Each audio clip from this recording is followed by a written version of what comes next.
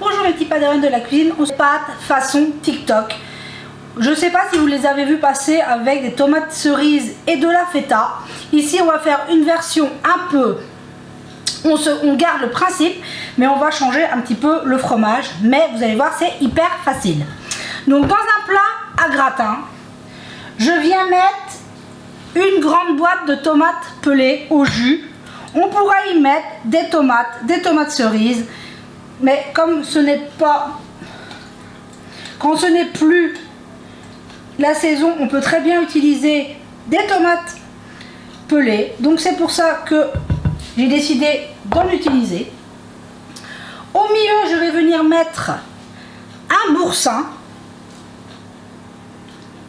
ail et fines herbes.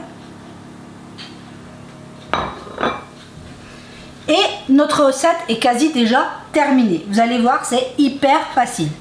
Je vais venir saler et poivrer les tomates. J'avais une petite demi-cuillère à café de sel et de poivre. J'ai 2 cuillères à soupe d'huile d'olive. On vient en mettre sur les tomates et sur le fromage. Et maintenant, au choix, on ajoute des herbes. Ici, moi, c'est des herbes de Provence. Mais on y met les herbes que l'on veut, du basilic, de l'origan. Mettez-y ceux que vous aimez. C'est comme le fromage. Moi, ici, je mets du boursin.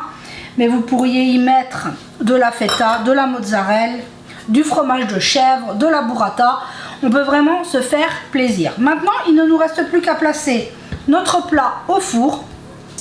180 degrés, 170 pour faire fondre notre fromage pendant 15 à 20 minutes, dépendamment de la puissance de votre four. Et pendant ce temps, nous n'aurons qu'à faire cuire des pâtes. Moi ici, j'en fais 500 grammes, mais on pourrait faire 3, 4, 500 grammes de pâtes en fonction de votre famille.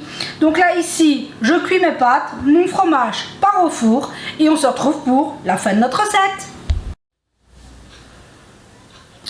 Et voilà, au bout de 25 minutes au four, notre fromage est fondu. On n'a plus qu'à venir mélanger le fromage avec les tomates. Ça sent divinement bon.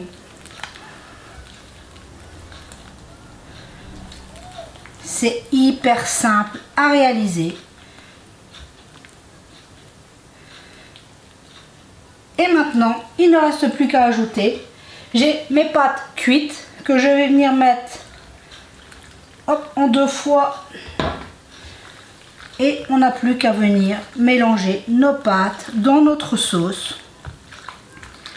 Et notre plat est déjà prêt.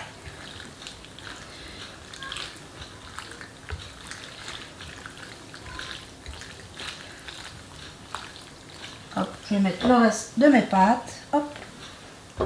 Moi ici c'est des serpentini, mais on pourrait y mettre des penne, des macaronis, toutes les pâtes que l'on veut, toutes les pâtes que l'on aime.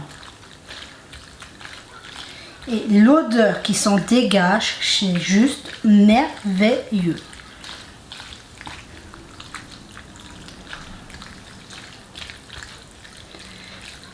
Et voilà comment faire les pâtes façon TikTok. Moi ici je les ai fait au boursin, mais vous pouvez le faire à n'importe quel fromage. Un plat prêt hyper rapidement qui sent divinement bon.